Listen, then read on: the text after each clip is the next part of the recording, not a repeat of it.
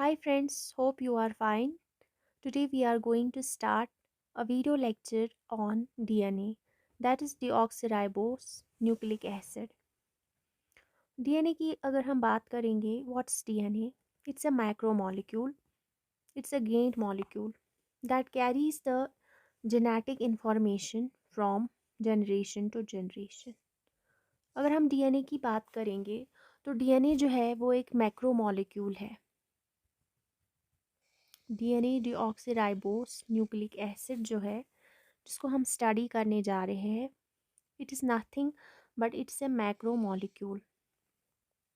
और इसका काम है, डीएनए का काम है जेनेटिक इंफॉर्मेशन कैरी करना from parents to offsprings, from generation to generation. It's responsible for it's responsible to preserve the identity of the species over millions of years. अगर हम इंसान इंसान है तो it is because of the DNA, because it preserves that identity, and we can say it is a reserve bank of genetic information. It may be regarded as reserve bank of genetic information, or we can say it's that very bank which carries the genetic information that we require for the important functions of living body. So it's a macromolecule. It is little bit about DNA. Now the question arises, why DNA evolves as a genetic material? RNA molecules in principle can perform the cellular functions that can be carried out by DNA. In fact हम many viruses को जानते हैं that contain RNA as the genetic material. Why DNA is genetic material? Because DNA is more stable than RNA. Number one, hence the course of evolution, and during the course of evolution, DNA is preferred as a more suitable molecule. जी मैं ये कह रही हूँ आपसे कि DNA क्यों genetic material है, इसको क्यों हमने जेनेटिक मटेरियल बना दिया। आरएनए भी तो जेनेटिक मटेरियल हो सकता था। आरएनए भी तो परफॉर्म करता है बहुत सारी सेल्यूलर फंक्शंस को जो कि डीएनए करता है। आरएनए मॉलिक्यूल जो है वो सेल्यूलर फंक्शंस करता है। इनफैक्ट जो वायरसेस है हमारे बहुत सारे, उनमें आरएनए जेनेटिक मटेरियल है। डीएनए को जेनेटिक मटेरियल इसलिए कंसिडर किया गया, या ये जेनेटिक मटेरियल इसलिए है क्योंकि केमिकली डीएनए मोर स्टेबल है देन आरएनए, और एवोल्यूशन के कोर्स में डीएनए को ही प्रेफर किया गया और मोर सूटेबल मॉलिक्यूल बताया गया, इसलिए ये जेनेटिक मटेरियल है। अब आपको पता चल गया होगा कि why DNA is genetic material. अब हम बात करेंगे, अगर हम जेनेटिक इस मटेरियल की बात करेंगे जो कि है हमारा डीएनए, जो कि रेस्पॉन्सिबल है हमारे सेंट्रल डॉगमा ऑफ लाइफ जिसको बोलते हैं, जो बायोलॉजिकल इंफॉर्मेशन हमारी ट्रांसमिट होती है डीएनए से आरएनए, एंड वही फिर आरएनए कन्वर्ट होता है प्रोटीन में, इसी को हम लोग सेंट्रल डॉगमा ऑफ लाइफ बोलते हैं। यानी जो हमारा डीएनए होता है वो रेप्लिकेट होता है, इसकी प्रॉपर्टी होती है कि ये रेप्लिकेट होता है और ये अपनी कॉपीज़ बनाता है। ये डीएनए खुद की कॉपीज़ बनाता है जो कि फिर ट्रांसमिट होते हैं जनरेशन टू जनरेशन, एक पेरेंट से ऑफस्प्रिंग में या एक सेल से दूसरे सेल्स में। ये जो डीएनए है इसकी ये प्रॉपर्टी होती है कि ये रेप्लिकेट करता है, और यही रेप्लिकेशन के बाद डीएनए जो है ट्रांसक्राइब होता है और बनता है इसको आरएनए, और आरएनए जो है वो फिर ट्रांसलेट होता है और उसी को फिर प्रोटीन बनता है। वही प्रोटीन सिंथेसिस के लिए रिस्पॉन्सिबल है। यानी जो बायोलॉजिकल इंफॉर्मेशन है हमारी बॉडी में वो ट्रांसमिट होती है डीएनए से आरएनए, और आरएनए से फिर प्रोटीन बनता है। और यही है central dogma of molecular biology, यही है सेंट्रल डोगमा ऑफ लाइफ, यानी डीएनए से आरएनए बनना। आरएनए से जो है डीएनए भी बन सकता है, इसको हम लोग रिवर्स ट्रांसक्रिप्शन कहते हैं। जब आरएनए से डीएनए बनेगा, नॉर्मली जो प्रोसेस है वो है डीएनए से आरएनए बनना, लेकिन कभी-कभी वायरसेस में जो है आरएनए से डीएनए बनता है, जिसको हम लोग रिवर्स ट्रांसक्रिप्शन बोलते हैं। ये भी पॉसिबल होता है मॉलिक्यूलर बायोलॉजी में। नाउ द सेकंड क्वेश्चन जो अराइज होता है वो है हु डिस्कवर्ड डीएनए। देखिए जी, डीएनए जो है it was first recognized and identified by Swiss biologist, जिसका नाम था जोहान्स फेडरिच मिशर। 1869 में इसने इसको डिस्कवर किया। तो डीएनए को फर्स्टली आइडेंटिफाई किया एक स्विस बायोलॉजिस्ट ने, जिसका नाम था जोहान्स फेडरिच मिशर। डब्ल्यूबीसीज पे ये स्टडी कर रहा था, तो इसने देखा कि वहाँ से इसने डीएनए को फर्स्टली रिकॉग्नाइज किया। फिर उसके बाद डबल हेलेक्स यानी डीएनए का स्ट्रक्चर जो कि डबल हेलेक्स है, it was later discovered through experimental data by James Watson and Francis Crick. ये जो बहुत ही इम्पॉर्टेंट मॉडल है जेम्स वैटसन का और फ्रांसिस क्रिक का, और डीएनए का स्ट्रक्चर इन्होंने ही डिस्क्राइब किया है बाय एक्सपेरिमेंटल डाटा। और यही डबल हेलेक्स जो स्ट्रक्चर है डीएनए का, यही वर्ल्ड आवर जो है फेमस है और रिकॉग्नाइज हुआ है, जो कि डिस्कवर्ड किया है दो साइंटिस्ट ने, जिनका नाम है जेम्स वैटसन और फ्रांसिस क्रिक। अब हम डीएनए की स्ट्रक्चर की बात अगर करेंगे, तो जो डीएनए का स्ट्रक्चर है it is just like a twisted ladder, और we can say it is a double helix. So it is a double helix. ये एक ट्विस्टेड लैडर की तरह है। ये लैडर जो कि ट्विस्टेड है, ऑब्वियसली ये डबल हेलेक्स है। दो जो हेलेक्सेस पाए जाते हैं डीएनए में। डीएनए केमिकली जो है वो एक न्यूक्लिक एसिड होता है। बेसिकली न्यूक्लिक एसिड जो है वो न्यूक्लियोटाइड्स का बना होता है। सो हमारा डीएनए जो है वो बहुत सारे न्यूक्लियोटाइड्स का बना होता है। अब हम देखेंगे कि ये न्यूक्लियोटाइड है क्या। Nucleotide is nothing but it's a combination of nucleoside and phosphoric acid. मेरा मतलब है डीएनए जो है वो न्यूक्लियोटाइड्स का बना है। लाइए जी, डीएनए हमारा जो है वो मैंने कहा न्यूक्लियोटाइड्स का बना है। अब मैं कह रही हूँ कि न्यूक्लियोटाइड जो है वो दो भागों में हमें मिलता है। एक जो है वो न्यूक्लियोसाइड होता है, और प्लस फास्फोरिक एसिड जो है, ये दोनों कंबाइन होकर न्यूक्लियोटाइड बनाते हैं। अब हम देखेंगे कि ये न्यूक्लियोसाइड क्या है। Nucleoside is nothing but nitrogen base जब मिलती है पेंटोस शुगर के साथ, तो हमारे दो पार्ट्स हैं न्यूक्लियोसाइड में। एक तो है हमारा नाइट्रोजन बेस। न्यूक्लियोसाइड क्या होता है, एक होता है nitrogen base plus sugar. Sugar यहाँ पे पेंटोस होता है, और यहाँ पे डीएनए में जो शुगर होता है वो डीऑक्सीराइबोस होता है, यानी पेंटोस शुगर। और हमारा जो आरएनए होता है वहाँ पे जो पेंटोस शुगर होता है वो राइबोस होता है। और हमारा जो डीएनए है अब वो बना है फिर तीन पार्ट्स का। एक तो नाइट्रोजन बेस प्लस शुगर यानी न्यूक्लियोसाइड प्लस फॉस्फोरिक एसिड, तीन चीज़ों का बनता है हमारा न्यूक्लियोटाइड। और न्यूक्लियोटाइड ही एक्चुअली डीएनए होता है। ठीक है। तो नाइट्रोजन बेस जो है it's what, it's a combination of purines and pyrimidines. Nitrogen base is actually the basis which help in the formation of हमारे न्यूक्लिक एसिड यानी डीएनए और आरएनए को जो बनाता है वो है नाइट्रोजन बेस। वो हमारे दो होते हैं, एक होता है हमारा प्यूरीन। नाइट्रोजन बेस दो होते हैं, प्यूरीन और पायरिमिडीन। तो हमें आज से समझ में आया होगा, हमारे पास जो नाइट्रोजन बेसिस है वो दो भागों में डिवाइड है। एक तो प्यूरीन्स होते हैं, दूसरा पायरिमिडीन्स होते हैं। अगर हम प्यूरीन्स की बात करेंगे तो इनकी एग्जाम्पल है एडेनिन और गुआनिन। तो हमारे पास जो डीएनए है वो बना है हमारे नाइट्रोजन बेसिस का। और नाइट्रोजन बेस दो तरह की होती है डीएनए में, एक को हम प्यूरीन्स बोलते हैं, और प्यूरीन्स की जो एग्जाम्पल है वो है एडेनिन और गुआनिन। और दूसरी जो नाइट्रोजन बेस है उसको हम लोग पायरिमिडीन बोलते हैं, और इसकी एग्जाम्पल है साइटोसिन, यूरासिल, थाइमीन। तो हमारे पास कितनी तरह की बेसिस हो गई, पांच तरह की बेसिस हमारे पास डीएनए में। साइटोसिन और थाइमीन बेस होती है। ये जो यूरासिल बेस होती है ये आरएनए में होती है, वहाँ पे हमारा थाइमीन नहीं होता है। थाइमीन के बदले यूरासिल होता है।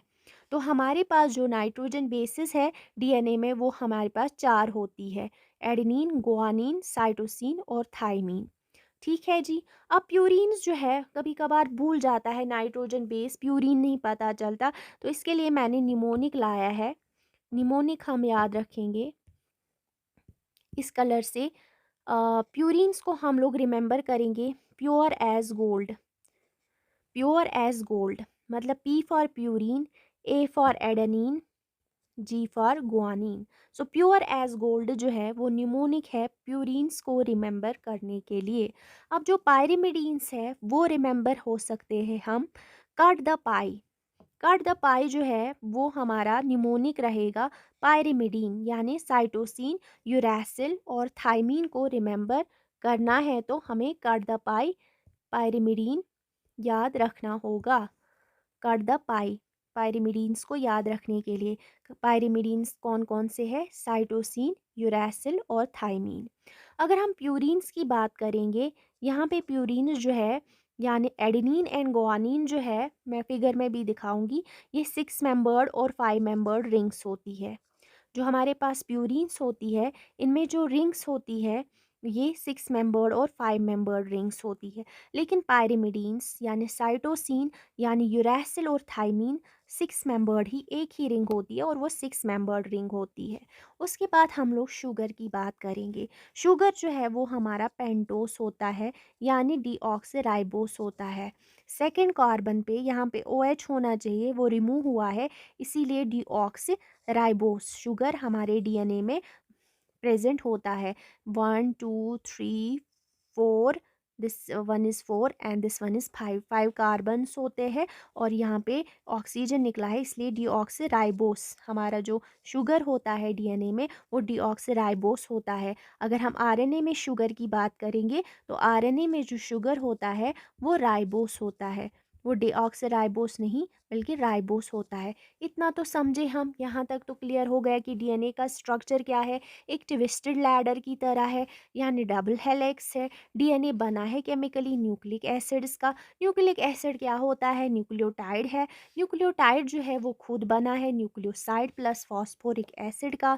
न्यूक्लियोसाइड जो है वो क्या है? वो नाइट्रोजन बेस और पेंटोस शुगर का कम्बो है न्यूक्लियोसाइड। अगर हम नाइट्रोजन बेस की बात करेंगे वो बना है प्यूरिन्स का और पायरिमिडीन्स का। मतलब प्यूरिन्स जो है हमारे पास एडेनिन एंड गुआनिन होते हैं और पायरिमिडीन हमारे पास डीएनए में साइटोसिन और थाइमीन होता है। वहाँ पे हमारा यूरैसिल जो है वो आरएनए में पाया जाता है, पायरिमिडीन यूरैसिल। ठीक है, इतना तो क्लियर हो गया। अब मैं यहाँ पे फिगर में और बताऊंगी आपको। यहाँ पे पायरिमिडीन्स दिखाएंगे यानी कट, CUT कट। यहाँ पे ये साइटोसिन है, एक ही रिंग है ना, थाइमीन है और यूरैसिल है यानी ये पायरिमिडीन है। प्यूरीन एडेनिन हो गया, हमारा गॉनिन हो गया यानी pure as gold, purine pure as gold. तो ये प्लस हमारी नाइट्रोजन बेस हो गई, प्लस हमारे पास शुगर जो कि डिऑक्सीराइबोस है, जिसका स्ट्रक्चर मैंने यहाँ पे दिखाया है। ये डिऑक्सीराइबोस शुगर है डीएनए में और राइबोस शुगर है आरएनए में। प्लस इसके साथ जो है फॉस्फेट फॉस्फेट ग्रुप मिलता है, तो हमारा ये एक न्यूक्लियोटाइड तैयार हो गया। अब मैंने कहा डीएनए क्या है? पॉलीन्यूक्लियोटाइड है, यानी अब ये बहुत सारे न्यूक्लियोटाइड्स मिलेंगे तो हमारा डीएनए जो है वो बनेगा। यानी एक न्यूक्लियोटाइड नहीं बल्कि बहुत सारे न्यूक्लियोटाइड्स, यानी जिसमें हमारा pentose sugar, nitrogen base and phosphate group होगा, ये बहुत सारे मिलके हमारा डीएनए बनाएगा। यहाँ पे मैंने एक न्यूक्लियोटाइड दिया है जिसमें मैंने फॉस्फेट ग्रुप बनाया है, जिसके साथ मैंने शुगर को अटैच किया है, जिसके साथ मैंने नाइट्रोजन बेस मिलाया है। तो ये सिंगल यूनिट जो है एक न्यूक्लियोटाइड बनाता है, यानी फॉस्फेट, नाइट्रोजन बेस और डिऑक्सीराइबोस ये एक यूनिट बनाता है। लेकिन हमारा डीएनए इन्हीं बहुत सारे यूनिट्स के साथ मिलकर बनता है, यानी हमारा जो डीएनए है वो पॉलीन्यूक्लियोटाइड है। तो हमारा जो डीएनए है मेनली जो है 4 डिऑक्सीराइबो न्यूक्लियोटाइड्स डीएनए में देखे गए हैं। क्योंकि हमारे पास नाइट्रोजन बेस 4 है, इसलिए 4 तरह के डीऑक्सीराइबो न्यूक्लियोटाइड्स पाए जाते हैं डीएनए में। कौन कौन सा हमने नाम दिया है, एक का हम नाम रखेंगे। एडेनिन के साथ अगर नाइट्रोजन बेस होगी, शुगर होगा, फास्फेट होगा, तो हम नाम देंगे डीऑक्सी एडेनाइलेट। अगर गुआनिन नाइट्रोजन बेस होगी, शुगर होगा, डिऑक्सीराइबोस और फास्फेट ग्रुप होगा तो डिऑक्सीगोनाइलेट होगा हमारा न्यूक्लियोटाइड। इसी तरह अगर साइटिडीन होगा, साइटोसिन होगा तो हम नाम देंगे डिऑक्सीसाइटिडिलेट न्यूक्लियोटाइड का। इसी तरह हमारे पास थाइमीन नाइट्रोजन बेस होगी, शुगर डिऑक्सीराइबोस होगा और फास्फेट ग्रुप होगा तो हम न्यूक्लियोटाइड का नाम देंगे डिऑक्सीथाइमिडेट। तो ये 4 न्यूक्लियोटाइड्स जो है मेनली हमारे डीएनए में पाए जाते हैं और फिर ये न्यूक्लियोटाइड्स मिलके हमारी लॉन्ग चेन ऑफ डीएनए बनाता है। ये यूनिट जो है ये मैंने एक यूनिट दिखाया यहाँ पे, ये यूनिट मैंने एक दिखाया है ना। तो इनमें आपस में बांड होगा। These units are combined through 3' to 5' phosphodiester linkages to polymerize into the long chain. चूँकि अब जो है हमारे पास ये यूनिट्स को कंबाइन करना है तो इनमें मेनली जो बॉन्ड होता है वो फॉस्फोडाइस्टर लिंकेज होती है। अब आप क्वेश्चन एराइज करोगे कि फॉस्फोडाइस्टर बॉन्ड क्या होता है। तो फॉस्फोडाइस्टर बॉन्ड क्या होता है? It is the bond linking to sugars of a nucleic acid.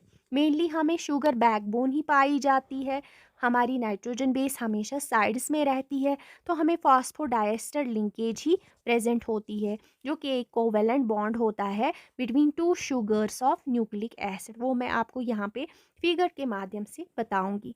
देखिए जी, मैं एक न्यूक्लियोटाइड को बनाऊंगी। यहाँ पे मैंने डिऑक्सीराइबोस बनाया है, डिऑक्सीराइबोस शुगर बनाया है। ये हमारी नाइट्रोजन बेस जो है यहाँ से अटैच रहती है, 5' एंड से ही नाइट्रोजन बेस का स्टार्ट होता है कंबाइन होना। तो यहाँ से अगर हम बात करेंगे, फॉस्फेट ग्रुप जो है वो यहाँ से अटैच होता है इस 5' के कार्बन से, यहाँ पे फॉस्फेट ग्रुप अटैच होता है और फिर जाके ये जो हम लोग नंबरिंग करेंगे यहाँ पे शुगर की 1', 2', 3', 4', 5'। तो 5' पे फॉस्फेट ग्रुप अटैच होता है। इसी तरह ये जो 3' है ये अटैच हो जाएगा 3', यहाँ पे जो कार्बन होगा 3' पे वो 5' के कार्बन के साथ कंबाइन होगा। मैं फिर से कह रही हूँ, यहाँ पे कार्बन होगा क्योंकि ये शुगर है। ये हमारे नए शुगर के साथ कैसे अटैच होगा, नए डिऑक्सीराइबोस शुगर के साथ 3' पे जो कार्बन होगा वो 5' के कार्बन के साथ कंबाइन होगा थ्रू फास्फेट ग्रुप। इसी को हम फास्फेट ग्रुप, इसी को हम फास्फोडाइएस्टर बॉन्ड बोलते हैं। यहाँ से इसका OH और फास्फेट का H निकल के वाटर यहाँ पे रिलीज होगा और यहाँ पे जो बॉन्ड बनेगा वो बनेगा कार्बन 3' पे जो होगा और यहाँ पे जो कार्बन होगा थ्रू फास्फेट ग्रुप ये अटैच होंगे।